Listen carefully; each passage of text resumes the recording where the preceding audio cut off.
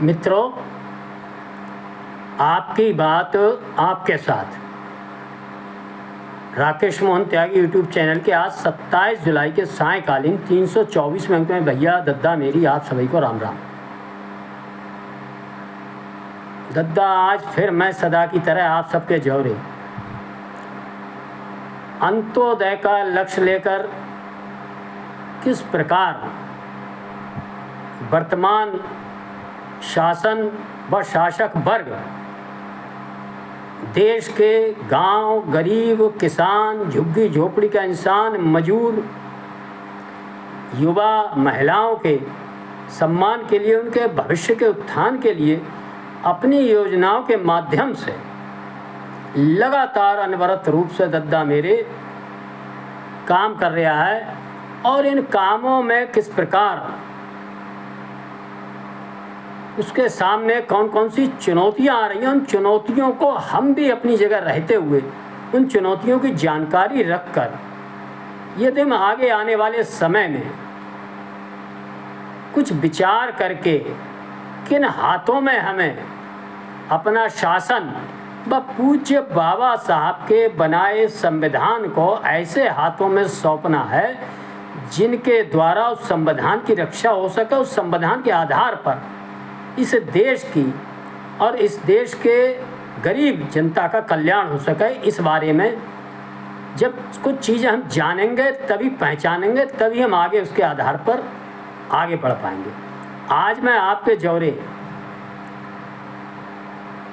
एक बहुत बड़ा विषय जो इस समय पूरे विश्व को उद्वेलित कर रहा है भैया, और जहाँ में कई देश अमेरिका के व्यापार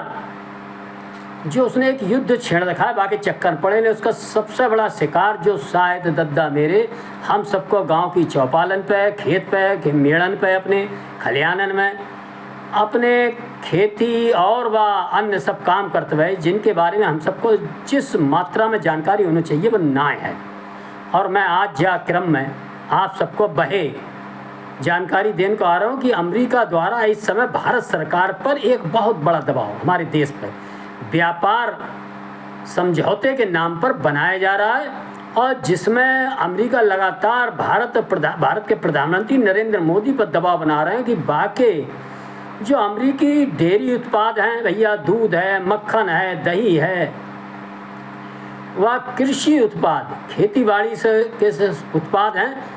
और वह अपने देश के किसानन के हित के ताई एक बहुत बड़ा जो मार्केट हमारा भारतवर्ष का है उसके लिए खोलने का दबाव बना रहा हो कि भैया हमारे यहाँ के जो चीज़ें तुम्हारे देश में बिकें। और वर्तमान सरकार व प्रधानमंत्री मोदी समझ रहे हैं यदि इनकी जो चीज़ें यहाँ बिकन लागी, मांस आधारित चीज़ें व दुग्ध डेयरी उत्पादन और कृषि तो जाको सबसे बड़ा नुकसान हो तो हमारे देश के गरीब किसानन को होएगो, गाँव को होएगो, गांव में रहने वाले खेती पर आधारित मजदूर को हुए वो, और इसीलिए वो किसी भी कीमत पर उसके इस दबाव को मान नहीं रहे। और इस कारण अमेरिका के जो पिछले भैया जो यूरोपीय देश हैं, 27 देश हैं, उन सब ने भारत पर तरह तरह के प्रतिबंध लगाए रखे हैं कि भारत से तेल ना लेंगे, भारत से कोई सौदा ना लेंगे, भारत को हम बहिष्कार करेंगे, जो करेंगे वो करेंगे। लेकिन वर्तमान सरकार हम सबके शक्ति जो हमने अपने आदरणीय प्रधानमंत्री नरेंद्र मोदी जी को दी, बस शक्ति को लेके उन प्रतिबंधन को बड़ी सफलता से सामना कर रहा है, और देश विश्व के अन्य देशों से अपने समझौतों को आगे बढ़ाकर इनके प्रतिबंधों को फेल कर रहे हैं। मित्रों, आप सबको जान के लग रही होगी कि आखिर कैसे भारतवर्ष जो बताई जाती, मैंने जैसे पहले कही कि भारतवर्ष पे एक जो एजेंडा थोप रखो कि भैया भारतवर्ष जो अगर सबकी मान के ना चलेगो, अरब देशन की मान के ना चलेगो, पश्चिमी देशन की मान के ना चलेगो, उनके दबाव ना चलेगो, तो भाई तेल ना मिलेगो, जो ना होएगो वो ना हो। लेकिन आप जाने जो राष्ट्रीय हित को आगे रख के जो सरकार अपने लली लला के हित को ना पहले राष्ट्रीय हित को रख के चलती है, तो वह सरकार किस प्रकार जो हम पर दबाव था, जो तेल के जो हम बहुत बड़े आयातक थे, इस समय विश्व के बहुत बड़े निर्यातक, मतलब विश्व के बहुत से देशों को तेल का निर्यात करने वाले के देश के रूप में बन गए। इसके बारे में आपको जानना ही चाहिए। दद्दा भारतवर्ष ने, मोदी जी ने रूस से कच्चो तेल बड़ी मात्रा में सस्तो लेके और भारतवर्ष रिफाइनरी के क्षेत्र में, मतलब जो तेलन को जो संशोधन होता है बाकी क्षेत्र में विश्व में सबसे नंबर 1 है। गुजरात के अंदर जामनगर रिलायंस का एक ऐसी रिफाइनरी है और नियारा ग्रुप है, वह अन्य हैं। इन माध्यमों से भारतवर्ष तेल रिफाइनरी में सबसे अग्रणी देशों में शामिल है और यहाँ से वह कच्चे तेल को डीजल, पेट्रोल और तरह तरह के तेल, मिट्टी को तेल व क्रूड ऑयल से बनाए के वो विश्व के देशों को निर्यात करता है और बड़ा मोटा मुनाफा कमा रहा है। और यूरोप के सभी देशों को, जब भैया यूरोप ने हम पर प्रतिबंध लगाओ, यूरोप के देशन ने, तो ठीक है उनने तेल लेने मना करी तो पतो लागी उनके यहाँ 3-4 दिन में तेल की इतनी भारी कमी हो गई कि आज वे देशन में त्राही कर रहे होंगे। आप सोशल मीडिया विभिन्न इस प्रकार के देख रहे होंगे। लेकिन ये हम सबको समझ में आना चाहिए मित्रों कि हमने जो अपना कीमती मत 2014 के बाद अपने निजी हितों से ऊपर उठकर राष्ट्रीय हितों को आगे रखकर, सनातन हित को आगे रखकर चलने वाली राजनीतिक दल व शासक वर्ग को देने का निर्णय लिया, उसका क्या परिणाम आया है कि आज जो हम दूसरे देशों पर निर्भर रहा करते थे, आज विश्व का बहुत बड़ा क्षेत्र आज तेल के लिए भारतवर्ष पर निर्भर है। मित्रों, एक ये बात हुई। लेकिन दूसरी ओर हम ध्यान देंगे कि हमारे बीच के कुछ लोगों ने झूठे छल प्रपंच व अपने को निजी हित, जातिगत आग्रहों को आगे रखकर पिछले लोकसभा के चुनाव में जो इंडी गठबंधन के नेताओं को 99 सीट देने का काम इसलिए उनसे वफा की थी, उन राजनीतिक दलों से अपनी वफादारी दिखाई थी। ऐसे लोगों ने उनको 99 सीटें दी थी। जब आज हम सब उनका कृतित्व देखेंगे, उनके कार्य देखेंगे, तो हमको एक बहुत पुरानी फिल्म का एक गाना याद आएगा मित्रों। उसी गाने के आधार पर मैंने आज इस अंक का शीर्षक भी बनाया, वफा जिनसे की बेवफा हो गए और अवैध घुसपैठियों के साथ हो गए। मित्रों, एक जो विश्व स्तर पर व्यापार के बारे में जो संघर्ष चल रहा है, एक बहुत बड़ा, और संघर्ष से कैसे इस भारतवर्ष के कृषकों को, कृषि क्षेत्र को, गांव गरीब को बचाने का काम आदरणीय प्रधानमंत्री मोदी जी कर रहे हैं सफलता के साथ। दूसरी ओर हम देखेंगे कि ऐसे इंडी गठबंधन, समाजवादी पार्टी, कांग्रेस, राष्ट्रीय जनता दल व अन्य विभिन्न दल जो इंडी गठबंधन के, जिनको हमने भाषा के आधार पर, जाति के आधार पर, मत मजहब के आधार पर आरक्षण संविधान का जो झूठा एक छलावा एक इन लोगों ने फैलाया था धूर्त बनाने के लिए और हम सबका वोट वो मूर्ख बनाकर ले गए थे। आज वह लोग किस प्रकार इस देश की जनता के साथ वफा न करके, होना ये चाहिए था लोकसभा राज्यसभा के वर्तमान सत्र में इन मुद्दों पर चर्चा होती और सरकार के साथ पूरे देश की विपक्ष के नाते वे आवाज़ बुलंद करते और सरकार के इस कार्य की सराहना करते कि वह अमेरिका के लिए अपने अंदरूनी मार्केट, भारतीय बाजार, कृषि उत्पादों व डेयरी, दूध वगैरह से जो उत्पादित व चिकन से संबंधित जो उत्पाद उनके लिए नहीं खोल रही है देश के हित में, देश की जनता के हित में, उसमें अपना भी सहयोग करती। लेकिन वह न करके मित्रों एक बहुत बड़ा जो एक आडंबर उन्होंने खड़ा किया। मैं लगातार कहता हूँ किस प्रकार इस देश की भोली भाली जनता को मूर्ख बनाने का काम किस धूर्तता पूर्वक ढंग से ये सब करते हैं। इसके पीछे हम जाएंगे तो आपको वर्तमान समय में ये सब नज़र आएगा कि चुनाव आयोग द्वारा बिहार के अंदर जो मतदाता सूची का संशोधन किया जा रहा है, ये पहले हो जाना चाहिए। ये संशोधन इसलिए हो रहा है कि पूज्य बाबा साहब के बनाए संविधान के अंतर्गत जो लोकतांत्रिक अधिकार हम सबके लिए मिला है वह केवल इस देश के नागरिक का, जो मूल इस देश का नागरिक है, वह उसके लिए प्राप्त हुआ, ना कि बाहर से अवैध घुसपैठिए आकर विभिन्न स्रोतों से किसी प्रकार यहाँ घुसपैठ करें, इस देश के संसाधनों पर अपना अधिकार जमाएं और इस देश के मूल जो निवासी हैं उनके अधिकारों का हनन करते हुए और उनकी मतदाता सूची में अपना नाम बढ़वाकर एक बहुत बड़ी संख्या में मतदान करके अपने विदेशी एजेंडे, विदेशी राष्ट्रीय हितों को इस देश पर थोपने का काम लोकतांत्रिक ढंग से करने का जो करते आ रहे थे, इसके लिए बेहद आवश्यक है कि लगातार समय समय पर मतदाता सूचियों की समीक्षा होनी चाहिए कि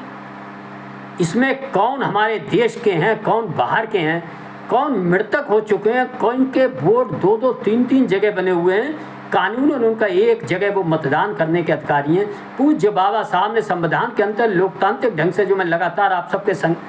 ध्यान में दद्दा डालता रहता हूँ, कि जो सबसे बड़ी चीज़ दई वो जहे दई कि जो लोकतंत्र में वोट को अधिकार, जो वोट हमारो एक गुण हो जाएगा भैया, गांव में रह रहे हैं हमारो, चाहे नाम नत्थू हो चाहे कल्लू हो, और भैया वोट बिरला टाटा को एक एक गिन हो जाएगा, और वोट नरेंद्र मोदी और राहुल गांधी और चाहे अखिलेश यादव गिनो इनको एक एक जाएगा। लेकिन कुछ लोग पूज्य बाबा साहब के संविधान की धज्जियाँ उड़ाकर, किन्हीं अवैध रास्ते अपनाकर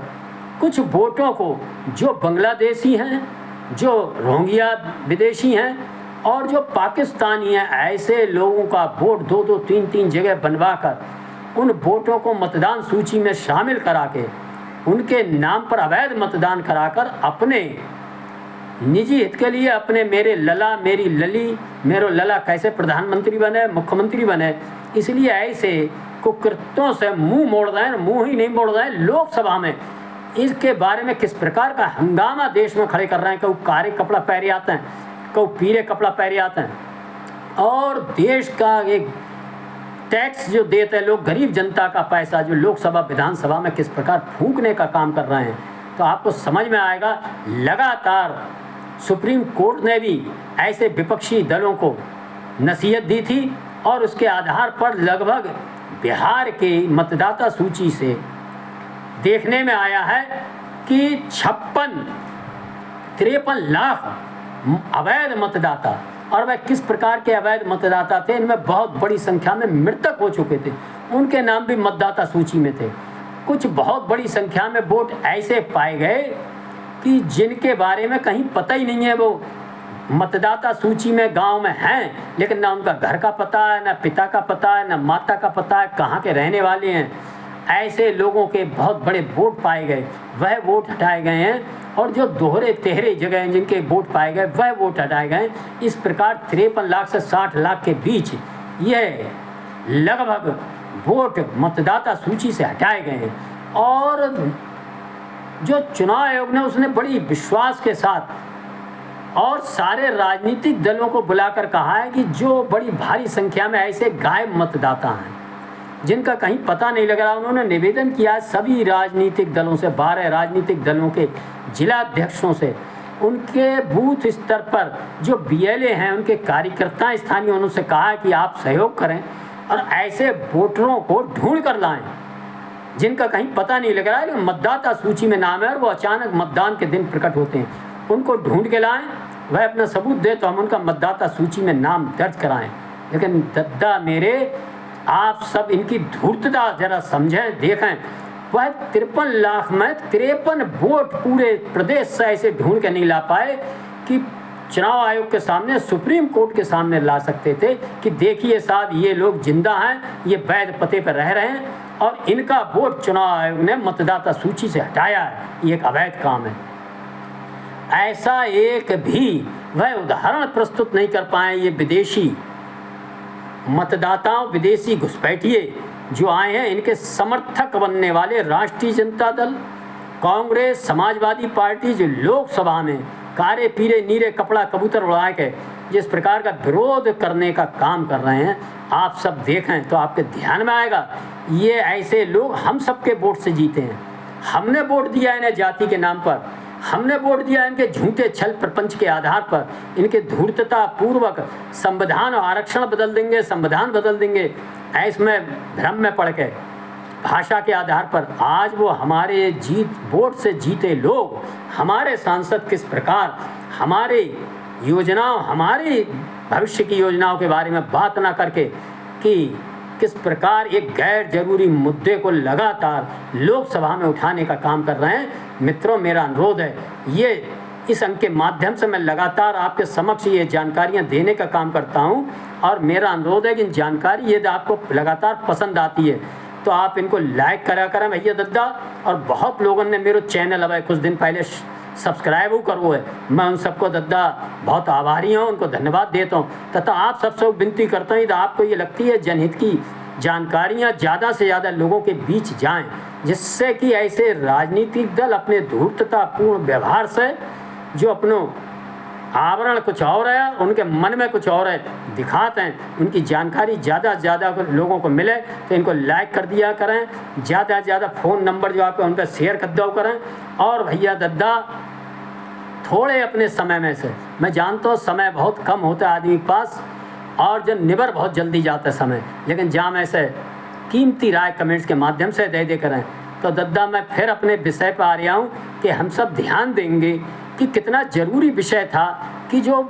सरकार और मोदी जी पूरे विश्व में एक व्यापार के नाम पर जो एक भारतवर्ष पर एक घेरने का काम किया जा रहा था, किस प्रकार एक अभिमन्यु की तरह जो चक्रव्यूह अमेरिका और अन्य देशों द्वारा रचा गया उसमें अकेले मुकाबला कर रहे हैं। और यहाँ की लोकसभा विधानसभाओं में जो समर्थन विपक्षी दलों द्वारा जो जनता ने उन्हें कीमती वोट इसीलिए दिया था कि आप जाए के भैया हुआ हमारी आवाज़ उठाइए, तो वे हुआ हमारी आवाज़ ना उठा के किस प्रकार एक